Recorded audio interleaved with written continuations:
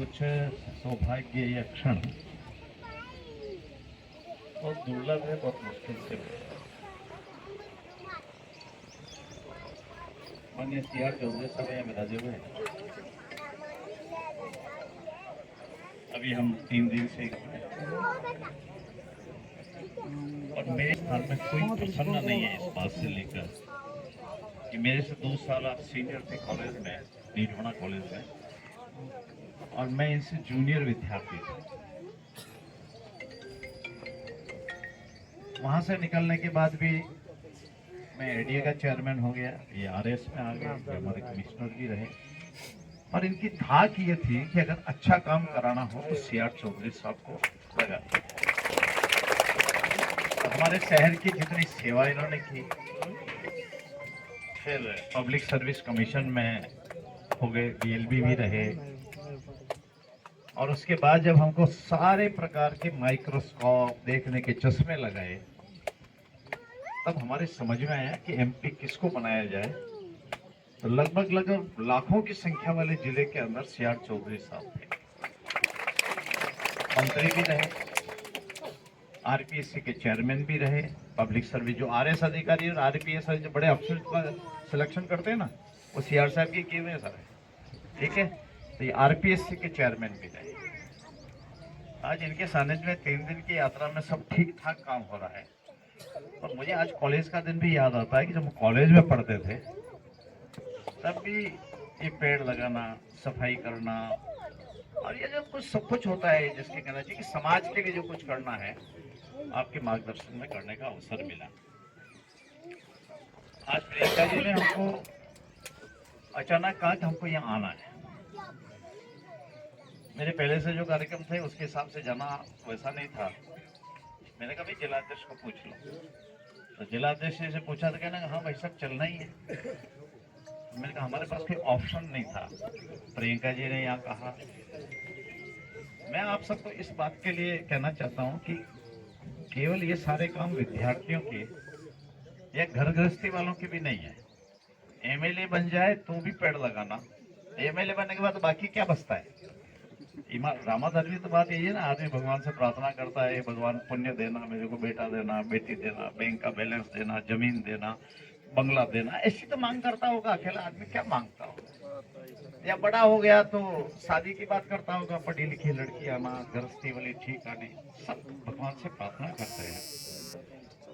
परंतु आज इस स्थान पे आने के बाद हमको ये लगा कि जीवन दान देने के लिए और जो ऑक्सीजन की आवश्यकता है, आप सब पढ़ते हो ना बच्चों, ऑक्सीजन आदमी को लेना पड़ता है। ऑक्सीजन नहीं हो तो आदमी बीमार हो जाता है, बेहोश हो जाता है, तो भी उसको ऑक्सीजन देते हैं। आज DFO साहब, आपको और आपकी टीम को मैं बधाई देता हूँ कि आपने ऑक्सीजन का काम, इसका एक उपकरण खड़ा किया। और पिंपली से बड़ा इस धरती पे कोई पुण्य नहीं, मैं आपको बताना चाहता हूँ। पीपल के पेड़ में सर्वाधिक ऑक्सीजन है, और इसलिए माताएं बहनें बैठी है। माता जी अपन तो पीपली पूजने भी जाते हैं ना, जाते हो ना। ये सब जानते हैं कि ये पेड़ है, इस पेड़ में समाज जुड़ेगा, मातृशक्ति जुड़ेगी, पुण्य जुड़ेगा। पीपली के पत्ता का तोड़ नहीं सकते, तोड़ते ही पाप लग जाता, बच्चा बोलेगा ये पाप लग जाएगा, पीपली का पौधा मत करना ऐसा। तो आज आप सारे लोग पुण्य में सम्मिलित हुए, ऑक्सीजन थोड़ी बढ़े बाड़मेर में, उसके नाते सब भागीदार बने। तो मैं DFO साहब आपको और आपकी पूरी टीम को बधाई देता हूँ।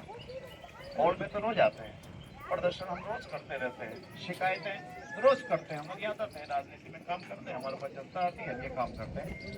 पर आपने आज पुण्य का काम किया, इसके लिए आपको और आपकी टीम को मैं पूरी तरीके से राजस्थान सरकार की ओर से आपको बधाई देता हूँ, आपको साधुवाद देता हूँ। प्रियंका जी हमारे बहुत पुराने समय से, और इनके दादा जो थे वो हमारे बड़े नेताओं में से रहे। मैंने कहा एक लंबे अरसे तक उन्होंने राजस्थान के अंदर नेतृत्व किया। ये यहाँ के क्षेत्रीय विधायक है। अनंतराव जी और इन दोनों ने मिलकर तय किया कि बाड़मेर में हम मिलकर के काम करेंगे ताकि बाड़मेर का विकास फटाफट हो जाए। तो सही है ना। आज ये पेड़ के सामने कह रहे हैं, और वो भी पीपली के पेड़ के सामने कह रहे हैं, यहाँ के विकास के लिए मिलकर के काम करेंगे। एक संकल्प का दिन है, पीपली का पेड़ लगाकर, ठीक है। और इसलिए मैं आप सबको बधाई देता हूँ। मुझे भी इस पुण्य में, मैं नहीं जानता कितने परसेंट मेरे पास पुण्य मेरे खाते में आएगा, परंतु निश्चित रूप से इस अवसर में आना अपने आप में सौभाग्य का विषय है। और इसलिए आप सबको बहुत बहुत बधाई, साधुवाद। और मैं भी मेरे मन में भी एक मांग थी, मैं डीएफओ साहब से कर लूँ मांग, कर लें बच्चे, कोई दिक्कत नहीं ना, नो एतराज। यहाँ से भादरे से पास में, वहाँ महात्मा ईश्वरदास जी का जन्म हुआ है।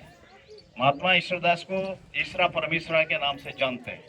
उनके देवयान और उनके जो ग्रंथ हैं वो रोज पाठ होते हैं। मेरा ये कहना, हरिरस और देवयान लोगों को कंठस्थ याद है। गुजरात और राजस्थान का बड़ा हिस्सा पहले हमको पाठ्यक्रम में पढ़ाया भी जाता था। माननीय मोदी जी ने उनकी मूर्ति का अनावरण भी वहाँ गुजरात में किया। हम ये चाहते हैं कि हम वहाँ लगभग 3-3.5 करोड़ रुपए लगाकर उनका पैनोरमा बना रहे हैं। 10,000 वर्ग के जमीन में बना रहे हैं, मुख्य सड़क पर बना रहे हैं। छत डल गई है, बाकी काम चल रहा है। बहुत खूबसूरत पैनोरमा बनेगा, हम इस बात में लगे हैं।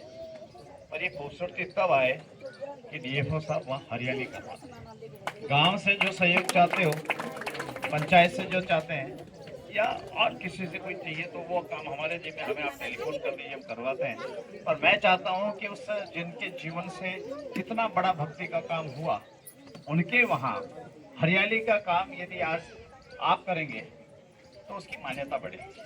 पेड़ तो कहीं से भी लगवाते, किसी फैक्ट्री से कहीं वो भी दे देगा, और वो फिर पेड़ नहीं है, फिर तो वो डोनेशन होगा।